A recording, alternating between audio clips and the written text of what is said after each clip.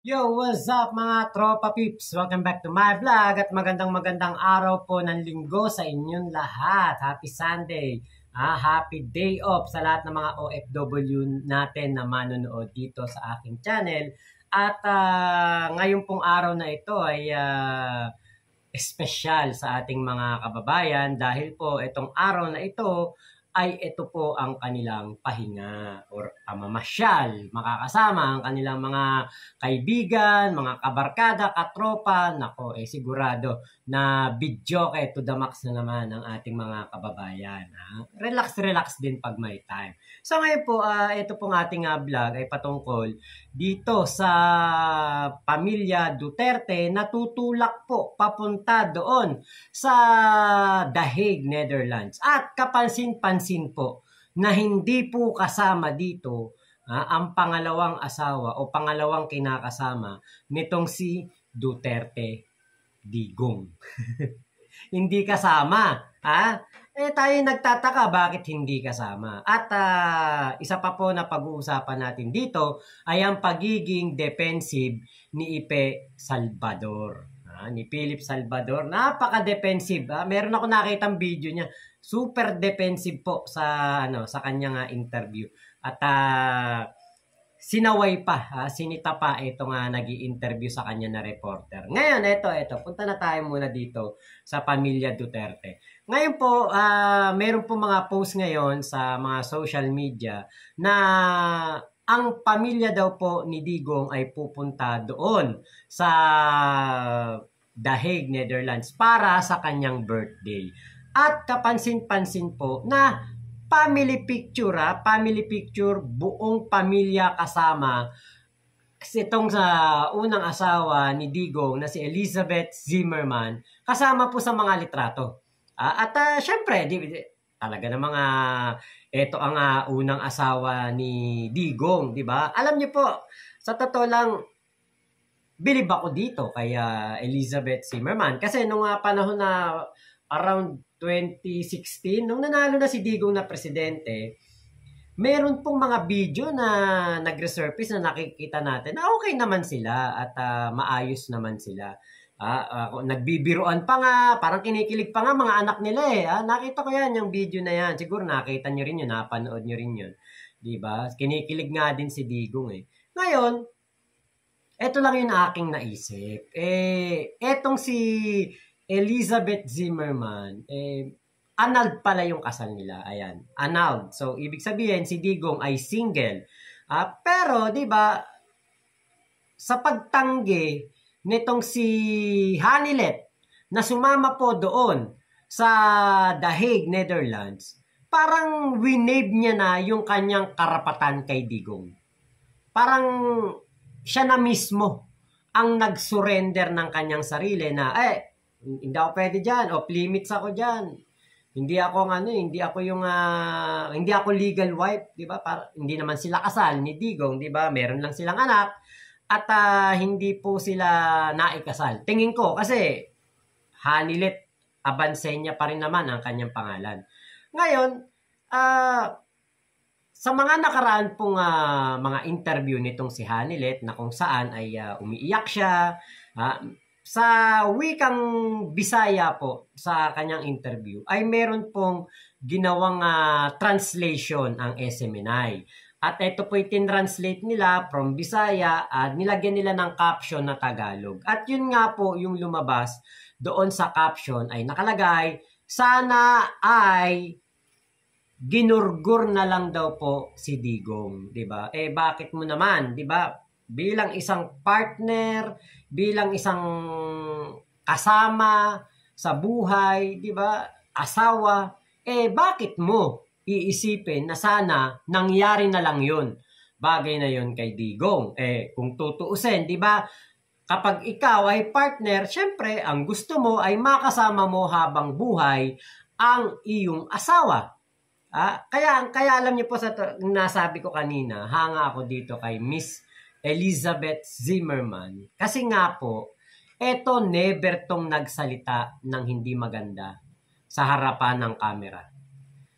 Hindi natin to nadinig na nagpa-interview na merong sinasabing hindi maganda against sa mga tao or dito kay Digong na sana ay may mangyaring hindi maganda. Diba?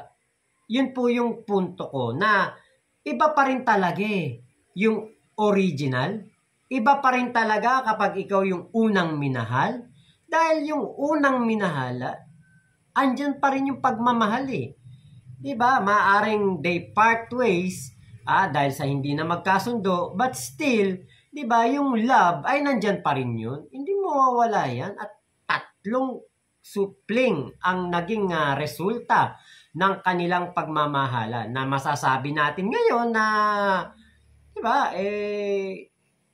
may success, diba, sa kanilang mga buhay dahil yung isa'y mayor, yung isa'y congressman, at yung isa naman ay vice-presidente pa. Diba? So, dito nakita natin yung kaibahan ng original wife ni Digong, yung unang asawa, at dito sa pangalawa na yung una na asawa yung kanyang concern kay Digong, 'di ba? Yung yung maayos na buhay, maayos na pamumuhay, at eto ay humaba pa ang buhay. Dadalawin nga daw, pupunta nga daw kasi etong si Miss Elizabeth Zimmerman ay may visa. May visa daw ito at anytime pwedeng pumunta doon sa The Hague. So tingin ko ay kasama ng mga anak ni Digong etong si Miss Elizabeth Zimmerman, etong si Pulong at si Baste ang wala yatang mga visa pa at mahirap daw kumuha at isa pa busy sa pangangampanya. Sa mga interview ni Sara Duterte, never natin nadinig na etong si Hanilet Abansenya ay kanyang binanggit. Maaring si Kitty Duterte at si Sara ay magkasundo. Nakikita natin ang kanilang mga travel, mga pictures na magkasama sila. Pero never natin nakita na may picture si Sara at etong si Hanilet. At sa mga interview, hindi nga nabanggit ni Sara na pupunta doon sa The Hague etong si Hanilet. So doon na nga nagkaroon ng parang konklusyon na etong si Hanilet at si Sara ay hindi magkasundo. At isa pa, merong mga issue po kasi na lumabas din na eto namang si Hanilet, di ba nga, ay tinanggihan ang pagpunta doon sa The Hague. So parang ang nangyari, siguro inisip ni Sara, ayaw mo sumama sa tatay ko Hindi mo nga sinamahan tapos ngayon, sasama ka, di ba? Baka ganon ang naging istorya, di ba? So dito napansin ko parang bakod na bakod si Digong ni Sara Duterte. Bakod na bakod, parang siya lang yung nakakalapit, abogado lang ang nakakalapit. Pero itong si Harry Roque, hindi nakakalapit. Ngayon, tutulak daw po sa The Hague, Netherlands, itong pamilya ni Digong. So, uulitin ko, si Hanilet po ay wala, out of the picture. Hindi nabanggit, hindi man lang nasama ang kanyang pangalan na ito ay dadalaw doon sa The Hague. So, ang makakapunta doon ay ang unang asawa. Diba? Baka nakarating na rin kay Sara Duterte na habang nag-iiyak itong si Hanilet ay sinabi na mabuti na lamang sana kung ginurgur na lang daw.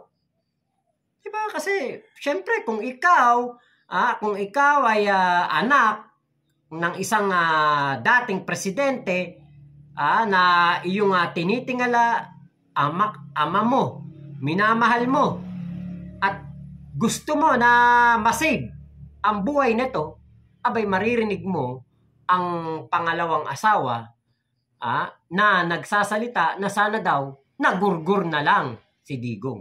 Diba? Medyo parang, syempre kahit sino yatang anak ay sasama po ang loob kung maririnig yan mula sa pangalawang asawa ng kanyang ama.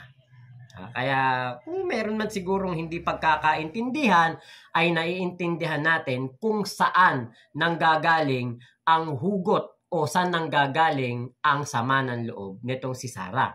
Kasi nga po, never kong nadinig, never kong nalaman na etong si Hanilet ay binanggit man lang ni Sara Duterte na pupunta doon sa Dahig. Yan yung ating unang topic.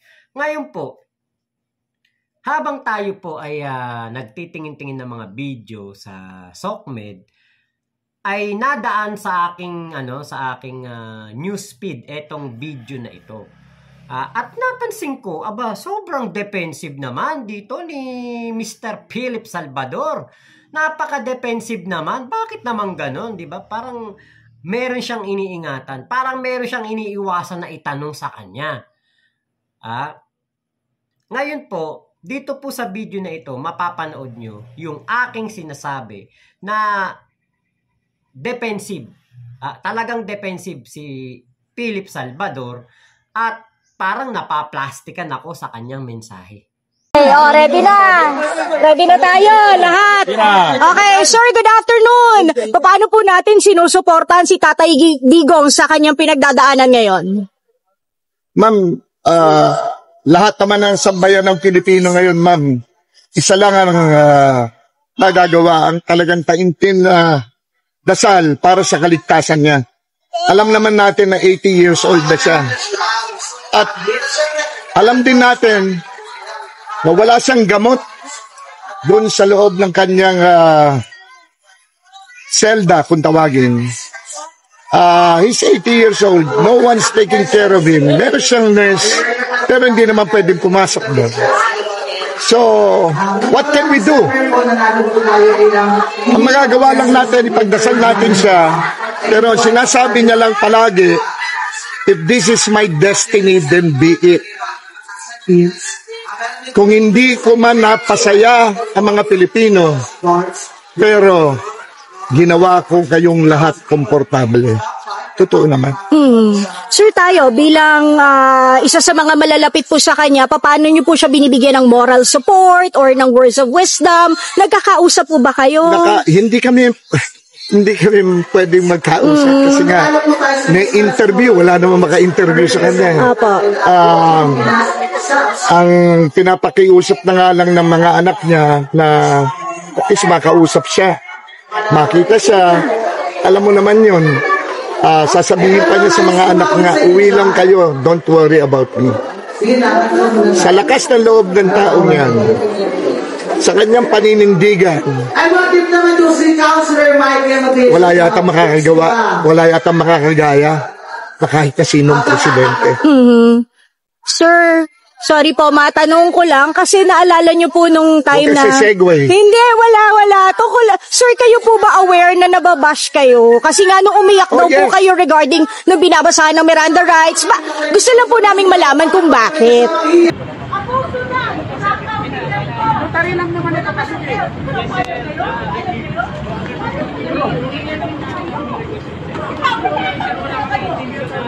Wala kami intention na yung structure. Paalam na lang po. Opo sir, pinalam ko na po sir. Pinalam ko na.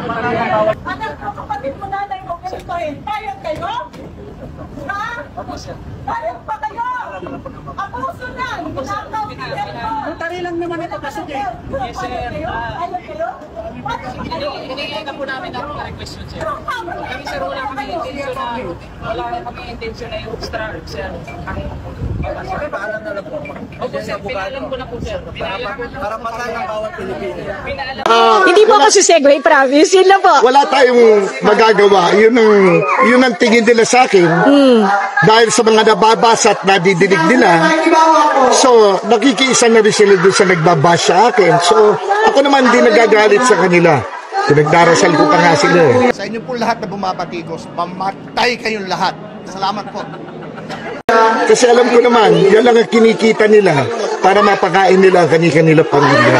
Ba't ka magagalit? Ba't ka magalit? Hindi naman lahat bashers eh. Hindi naman lahat binabash ka eh. Marami pa rin pong nagmamahal sa akin. Alam ko po yun at mas marami po sila. Pero sa lahat po ng bashers ko, tuloy nyo lang po yan. Dahil tandaan nyo, hindi natutulog ang Diyos. Salamat po. Sir, hindi ka ba medyo nangangamba na baka magkaroon ng effect yung nangyari kay tatay sa iyong pagtakbo? Last question ko na po yun. Alam mo, ma'am, sa pagkapit ko sa Panginoon, wala na akong dapat pangamba. Wala na akong dapat katakutan. Dahil binigay ko sa kanya lahat. Kung ano man ang purpose niya for me, I will accept it. Gaya nga na sinabi ni PRRD, kung yun ang destiny mo, tanggapin mo. Tanggapin mo. Dahil ibig sabihin, merong purpose ang Panginoon, meron pa rin pag-asa, dahil alam naman natin lahat, sambayan ng Pilipino, mahal tayo ng Panginoon Diyos. He will never turn His back on us. And so us, PRRD. Paano ka maka-retreat na yung Diyos mo pinako sa krus? Nakakawala ng bilib. Ako ang Diyos tapos ipako mo ako. Utang ina. Who is this stupid God? Stupid o talaga itong putang akong ganun. Sir, mensahe nyo, sakali man na nanonood siya, napakinggan niya, ano po yung gusto nyo sabihin sa kanya? Kay Tatay Digong po. Isa lang, hindi ka nag-iisa. Sir, Tatay Digong, hindi ka nag-iisa. Sambayan ng Pilipino ay mas sobrang lungkot ngayon. Ang sambayan ng Pilipino ay nagsasakitan ng puso dahil sa ginawa sa iyo. Hindi ka nirespeto. Ikaw na nagbigay ng pag-asa sa mamamayang Pilipino, sa ating bansa. Ito ang inabot mo. Ito ang ginawa sa iyo. Pero isa lang, alam ko, Tatay Digong, nasa Diyos ka at walang mangyayari sa iyong masama. Itong nangyari ngayon, may purpose ang ating Panginoon Diyos. At ang victory mo, Tatay Digong, tandaan mo, victory ng Panginoon Diyos. Merong mangyayaring maganda dito sa ating bansa, sa mga Pilipino, at sa iba pang aspeto kung ano man. Sa lahat po ng sakbayan ng Pilipino, let's continue praying for Tatay Digong. Who is this stupid God? Stupid o talaga itong putang akong ganun. Let's continue praying for our beloved country. Pabuhay po kayong lahat. Sir, manalo matalo, pupunta ba tayo as support sa September 23? Are you planning to go to The Hague? As a matter of fact, kung pwede lang ako makaalis kayo, nandun na ako sa Hague. Hindi pa lang. Alam niyo kung bakit? Hindi rin siya pwedeng puntahan. So, meron kaming kampanya at ang binili niya, ituloy niyo ang kampanya niyo. Huwag niyo kong intindihin. I am fine. Life goes on. Life goes on. Thank you so much, sir. Thank you, sir. Ingat po. Diba? Ano napansin nyo dyan sa video na yan ni Philip Salvador? Diba parang alam niyo pilit na pilit yung emosyon. Pilit na pilit yung drama. Pilit na pilit yung kanyang mga sinasabi o yung kanyang concern dito kay FPRRD.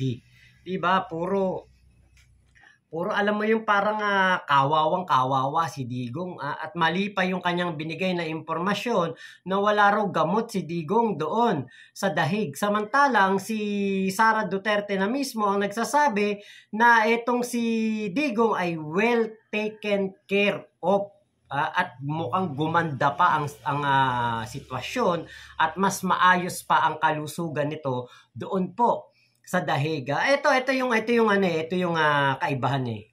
Ang unang pamilya o yung original family ni Digong, kay Elizabeth Zimmerman, Sara Duterte, Pulong at Baste, sila nasasabi nitong si Sara na maayos ang kalusugan ni Digong. Pero pagdating dito, sa mga sabit lang kay Digong, alam mo sila yung nagsasabi na kawawang-kawawa si Digong doon, hindi naaasikaso, may nurse, hindi daw nakakapasok. Paano nangyari yun na hindi naaasikaso si Digong? Samantalang si Sara Duterte na nga mismo ang naggarantya na maayos ang kalagayan doon. Sabi nga ni Digong, maganda kulungan niya, parang hotel, hindi nga lang daw nakakalabas. Diba kaya alam niyo po ito yung drama ng mga malalapit kay Digong. Ito yung si Digong ay nilalapitan ng mga taong oportunista, nalalapitan ng mga taong may planong masama at may kailangan lang sa kanya. Yun ang totoo niyan Si Digong ay gullible sa mga taong ganito na kapag may kailangan lang, saka magaling. Kapag may kailangan lang, saka susuporta. Diba? Kung makikita natin, diba? Ang tagal ng sunod nitong si Ipe kay Digong. Diba? Hindi pa man lang presidente yata si Digong. Presidente na si Digong. Sama na ng sama to, dikit na ng dikit. Kasi nga, merong gusto. Ano yun? Ang ma-endorso ni Digong at makasama sa Senate slate ni Digong, etong si Philip Salvador.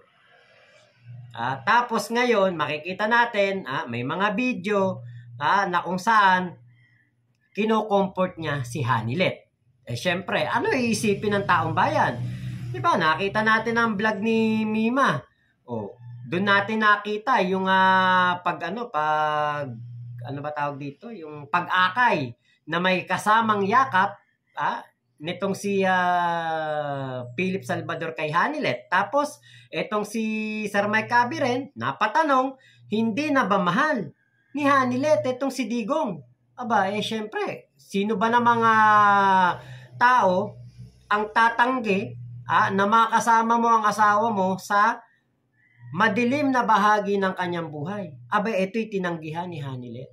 Kaya hindi natin masisisi kung etong first family noon medyo parang merong hindi pagkakaintindihan. Kasi naintindihan natin na meron talagang merong mga issue. Diba? Meron talagang mga pagkakataon na nakikita natin na meron talagang mga sablay. Pero dito mapapatunayan ni Digong na yung original family niya, yan talaga ang tunay na nagmamahal sa kanya. Yan talaga ang tunay na susuporta sa kanya at sasamahan siya sa madilim na bahagi ng kanyang buhay, 'di ba? Yan talaga yung totoo kung sino yung first family, 'di ba? Yun yung yun yung nakikita natin dito sa sitwasyon ni Digong na may care talaga. Kasi kita mo si Sara, ang tagal doon hanggang katapusan pa ng Abril yata mamamalagi doon, di ba? Etong si Philip, di ba?